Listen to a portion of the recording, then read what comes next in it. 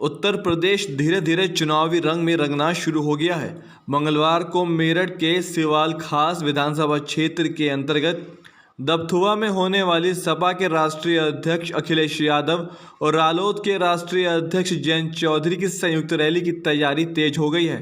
हापुड़ में सोमवार को पहुंचे राष्ट्रीय लोकदल के किसान प्रकोष्ठ के राष्ट्रीय अध्यक्ष रामाशीष राय ने बताया कि मेरठ की ये रैली परिवर्तन रैली के रूप में साबित होगी, जहां एक नए अध्याय की शुरुआत होगी।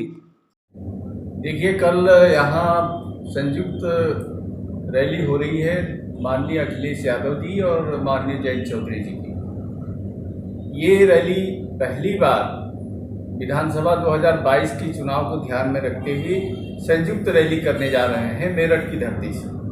मेरठ की धरती परिवर्तन की धरती है। मेरठ से क्रांति की चिंगारियां निकलती रही, चाहे वो अंग्रेजों से लड़ने की बात रही हो, या किसान आंदोलन निकला हो, या राजनीतिक परिवर्तन की बात रही हो। मेरठ एक ऐतिहासिक भूमिका का निर्वाह उत्तर प्रदेश और देश में करता रहा है। मुझे लगता है कि कल की जो रैली होने जा रही है, ये दोनों की संयुक्त रैली उत्तर प्रदेश की राजनीति में एक नया अध्याय की शुरुआत कल से करने जा रही है। और ये शुरुआत ऐसी होने जा रही है कि उत्तर प्रदेश में लोकतंत्र के विरोधी सरकार, किसान मजदूर की विरोधी सरकार, नौजवान विरोधी सरकार का पतन निश्चित है। उनकी विदाई का दिन है। ये उनके ताबूत की आखिरी कील साबित होगी। इस दौरान रामाशीष ने कहा कि सपा और रालोद की सरकार से प्रदेश को एक नई दिशा मिलेगी।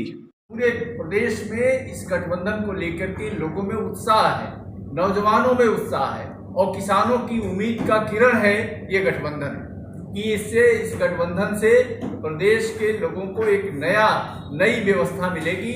एक विकसित उत्तर प्रदेश बनाने में, निर्माण करने में ये गठबंधन बहुत ही कारगर भूमिका निर्वाह करेगा। बैठक में किसान प्रकोष्ठ के राष्ट्रीय अध्यक्ष ने एक महत्वपूर्ण बात की। उन्होंने कहा कि सीटों के बंटवारे का फॉर्मूला क्या होगा, इस पर जल्द ही तस्वीर साफ होगी। ये दोनों हमारे राष्ट्रीय अध्यक्ष इसका फैसला करेंगे और बहुत जल्दी ही लोकदल और समाजवादी पार्टी मिलकर के अपनी सीटों को फाइनल कर लेंगे। आपको याद होगा कि हरियाणा में क्या कहा गया था कि हरियाणा में 80 सीटें मिल रही है भारतीय जनता पार्टी। हरियाणा में जो दावे अमित शाह ने कहाँ दावा किया है, क्या क्या दावा करते हैं, तो ये भारतीय जनता पार्टी के दावे का कोई मतलब नहीं है। उनका प्रोपगंडा होता है। प्रोपगंडा फैला करके मीडिया और अखबार को अपने प्रभाव में लेकर के वो प्रोपगंडा की राजनीति करते हैं। जनता उनकी प्रोपगंडा को समझ चुकी है और वो प्रदेश की जनता की नज़रों से उतर चुके हैं।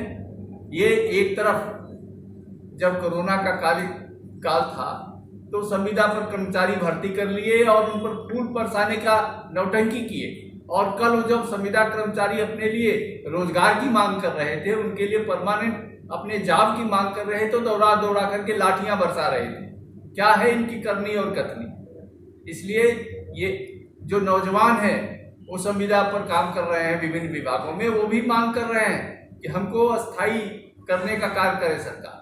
लेकिन कल उनकी भी पिटाई हुई, बेरहमी से पिटाई हुई। लोकतंत्र इसकी इजाजत नहीं देता है, लेकिन इस सरकार का लोकतंत्र में कोई भरोसा नहीं है।